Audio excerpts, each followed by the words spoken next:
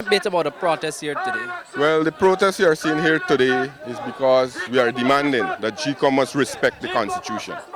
We have heard the court ruling from the CCJ, and the CCJ says that GECOM must follow the Constitution. And from June the 18th, the court ruled that we must have election within 3 months. Now, GECOM, we understood through our activists and reading through the media that GECOM plans to start house-to-house registration tomorrow. That is illegal because GECOM should have prepare for general and regional elections. As the chief scrutineer of the PPP, and the PPP is one of the major stakeholders in elections in our country, we were not informed officially that GECOM will be conducting house-to-house registration. As a matter of fact, we don't know how many scrutineers, if we have to fill any scrutineers or things like those. So it seems that the whole system in GECOM is corrupted. And it seems that the chief election officer is in hiding. I have been trying over the weeks to make contact with him, and he have not answered his phone over the last few days. So that's the situation right now. Today is Friday, and if GECOM will be conducting house registration tomorrow, then the PPP was not informed officially. And the PPP represents a large chunk of voters in our country. So we are calling that GECOM must abide with the Constitution and call election before September the 18th. That's the demand.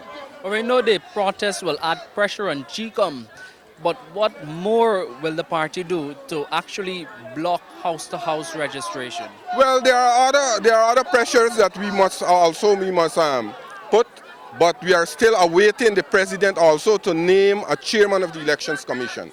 Because presently there is no chairman of the Elections Commission, and the leader of the opposition, he have fulfilled his constitutional duty in submitting not 1 or 6 names, but 15 names already now. Second rounds of 15 names is with the president.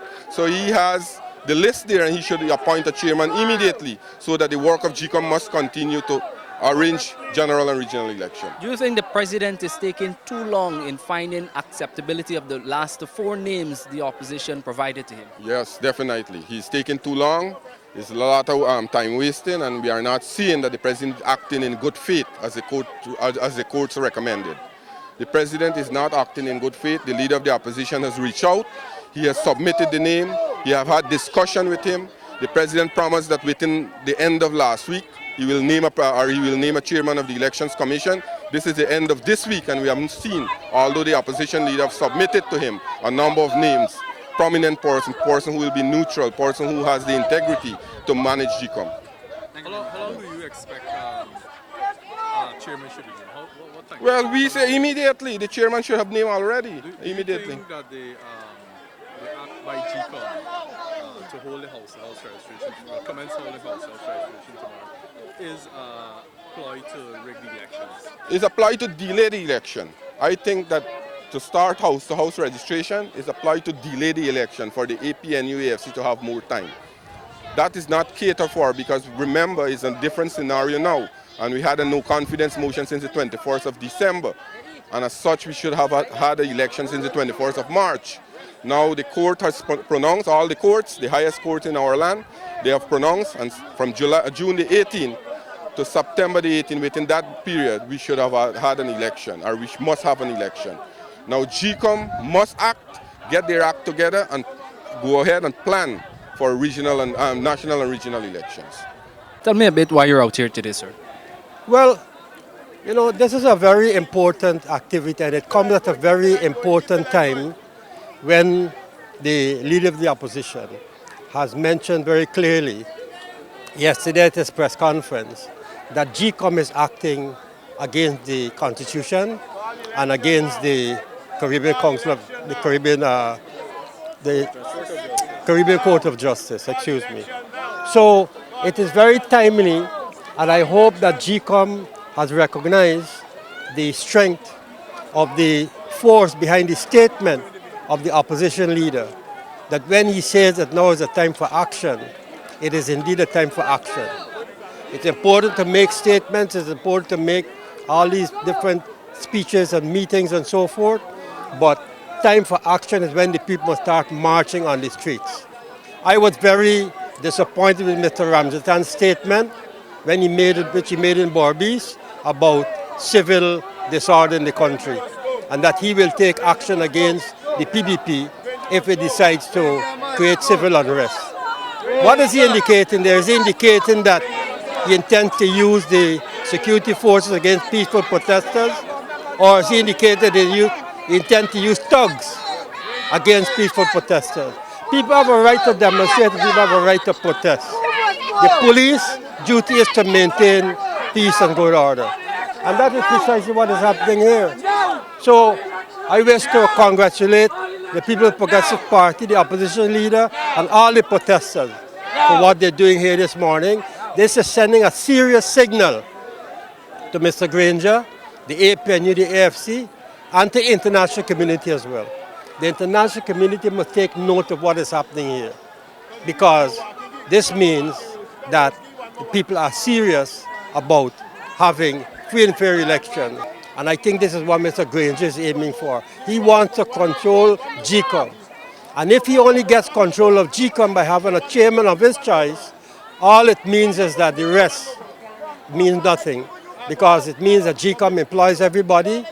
It means that GECOM going ahead with house-to-house registration and all these different things. So he cannot have his own way with the chairmanship. He cannot have his own way with the house-to-house registration, and he cannot have his own way with the electoral process. Something gotta give. And that something has to be the voice of the people. The voice of the people must be heard. Mr. Moore, some may say that the protest, for instance, today might be a bit premature because the two political leaders are indeed at the negotiation table with respect to the appointment of a GECOM chairman. The two are not mutually exclusive.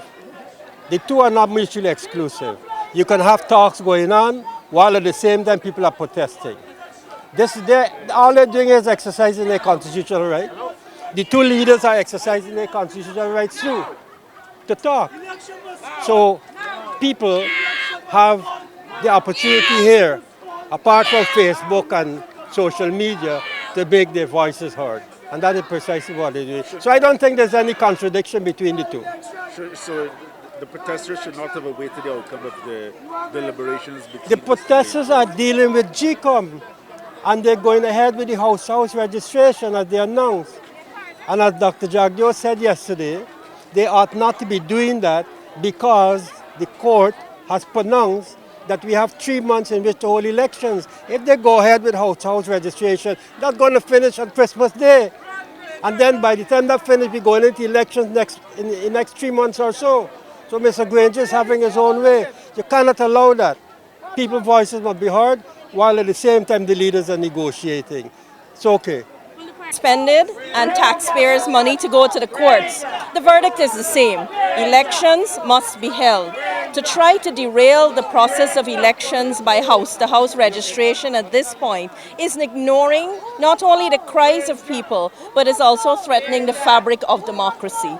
This fight for democracy has been an arduous one. The Constitution provides mechanisms for governments to change, for governments to be held accountable. Elections give people an opportunity to exercise their franchise and to let their voice be heard. And it seems to me that the government is afraid of elections. If you've done well, as that's what they're putting out there, why are they afraid of elections? I think the president needs to really step out there, step up to the plate and call for elections. This country needs it. We are having a country that has so many things right now where it's poised for success. And we're holding the land, the country and everything to ransom and at stake by not having certainty because of the elections matter looming. The GECOM chairmanship is another circus. There is only provision for one list, and that's the list from the opposition leader. To try and advance names and come up with another list, to my mind, should never have happened. And as such, we need to hold the president and this government accountable. GECOM must act with autonomy. GECOM must be ready for elections. There is nothing else that provides for GECOM to not be ready. We have had that happen in Parliament last year. Why at this point are they not ready? What other excuse will they come up? Is it that they are so heavily influenced by this government that they are not acting as they ought to act according to the Constitution. I think the Constitution is there for a purpose.